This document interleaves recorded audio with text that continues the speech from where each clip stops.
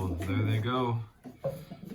How's it going, everybody? It's Elijah here from Cascade Loft, and today I thought I'd just bring you guys a little bit of an update video on how things are progressing for 2023 breeding season. So, as you can see, the cocks have been moved over and they're fighting a little bit, trying to claim some nesting boxes. A few of them aren't too concerned to be in the same box as each other. Some of the other guys are a little bit more dominant, wanting to claim a perch or a box. Well, that's just how it goes. So as you can see, we've moved the cocks over into a different loft. My dad has given me 3 sections of his loft that I'll be able to do what I please with my birds. And so I've decided to turn this section into my breeder loft. And so I have the cocks in here right now, kind of claiming their boxes and whatnot. And I put plywood on the floor. This is kind of, since I'm breeding for such an early round, I'm breeding for January babies. You know, the temperature, the weather is always a factor that I really don't know where it's going to be. And chances are it's going to be cold. And so, though you can see in the loft beside me here, you can see the slatted floor, so the poop can fall through and it makes scraping a lot easier. And it provides ventilation, which is also really good. But during the breeding season, that's no good, because it's just gonna it's gonna get too cold in here. We can lose youngsters, eggs can freeze, and pairs just might not be feeling very good because of the cold. So I've tried to be as precautious as I can, and so I've put plywood on the ground to kind of eliminate that the cold airflow. It's not going to come in as much, and so hopefully we can make as much as we can out of this early round. And so I've decided that I'm going to breed for a December. I'm going to pair up in December. December 17th is the date I have picked out. It's a Saturday. As long as the weather is looking good, I'll plan to pair up then. If the weather is poor, then I might push it back, but that's my plan. And then I'll be hopefully breeding out for a January first round, a second round in February, and then a third round in March. And so I decided to breed out a third round because I really just don't have very many birds to breed out of. I was hoping to get like a 60 or so bird race team, and I only have 13 cocks to breed out of. And that's with breeding, as you can see, we got a silver right there that is from my dad's stock that we've added in here, and another one up there. And so we've added in these birds just because I have very few cocks to breed out of, and so I'm trying to get a couple more youngsters. And so I've decided I picked out a couple birds out of my dad's loft that are, you know, they have racing genetics in them, they just don't have pedigrees. My dad hasn't really kept track of that too much, but they're good looking birds, and so hopefully we'll be able to make something with them. And so I decided to breed so early because why not? I can take advantage of the fact that I can get older youngsters that'll potentially give me a higher chance at winning a race. They got more experience, more time on the wing. That's always a good thing. Most other flyers around here, especially fanciers in my loft, they tend to breed or pair up in February, mid-February, and have their first round in March. This has got something to do with flying old birds and widowhood, the system for flying old birds around here that most people use. There's something to do with pairing up for widowhood and breeding out of your widowhood cocks, that you gotta breed them, or you gotta breed them for a March 1st round. And so everyone kind of plans that with their stock loft, and they'll just breed everything out for March 1st round, and then it'll continue on for a second round in April. And so that's what most other people do, and that works for them. But I decided, you know, why not? If I can get 2 months on everyone else's birds, my first round in January, if I can get 2 months on everyone else's birds, then, you know, why not? That's an advantage that I'd love to have to potentially help me to win some races. And so I'm going to try that out and see what I can do with it. And then hopefully the third round I breed in March, and the first round everyone else is breeding, I'll be able to kind of swap around some birds then, maybe give some birds out to other guys in the club and maybe take in a few.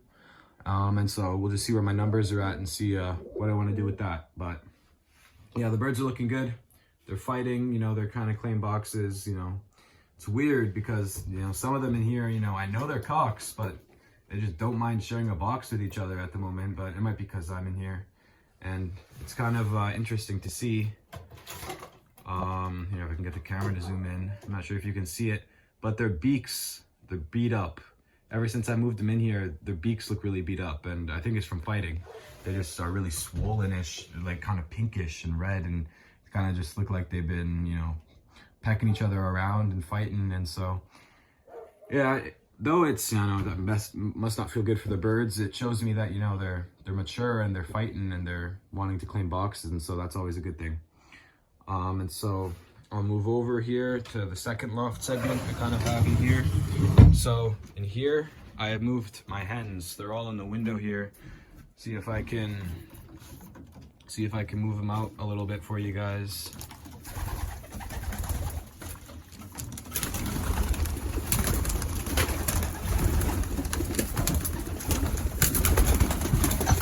So I don't look the best in here, but so these are the breeding hens I'm going to be breeding out of. So these are 13 hens in here. As you can see, we've got our little oddball in there, a nice little red check. So she's a little bit of a special bird to me. So all the rest of these birds in here are birds that I got from other fanciers. Some of the best fanciers in my club. They gave me some really good birds. Some I flew and some I just got recently to breed out of. And so I'll be breeding out of all these guys. And then the last one there, the little red check there, is actually a youngster that I bred out. I paired up two of the birds I got from my dad, a red check cock and a red bar hen. I paired them up, and that was earlier this year when I was just really getting into the birds. And so I paired them up in March. I bred a first round because I got in late. I only like really committed to it in March, and so I paired up some of the birds my dad had, and so I paired up that one, our parents I should say, and so I paired them up for a first round in March and the second round, or first round in April and second round in May. And this is actually a May youngster out of them. And so she is, yeah, she's not as old as any of the other ones in here. She's quite young. And so, but she's kind of special. I decided to breed out of her. I overlooked her for a little bit, but then I decided, you know what, I kind of had this thing in the back of my head that says, you know, a lot of the reds, and, you know, they're not good flying. And, you know, I just kind of convinced myself that I got to give them at least a chance to see if they could do anything for me, not base it off of color at all. And so that's what I'll be doing with her. She actually, the reason she's in here primarily is because she was on the drop from my loft for 220 miles. And she came in, you know, with some of my other best birds. I think it was a 4-bird drop, and she was on the drop, and she placed 19th overall in that race, club-wide, out of 300 plus birds.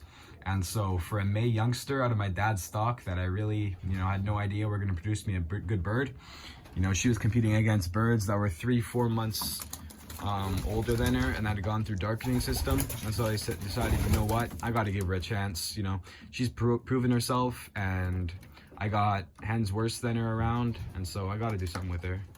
And so that's what I kind of decided to do. I moved these ones in here recently, and so they'll be they're just kind of figuring out everything with who's the pecking order and who's got which perch.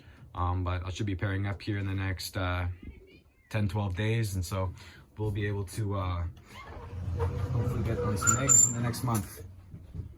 And then this last loft here, this is kind of everything else, the miscellaneous loft. These are just my extra hens. These are just hens that I just didn't see a point in breeding out of.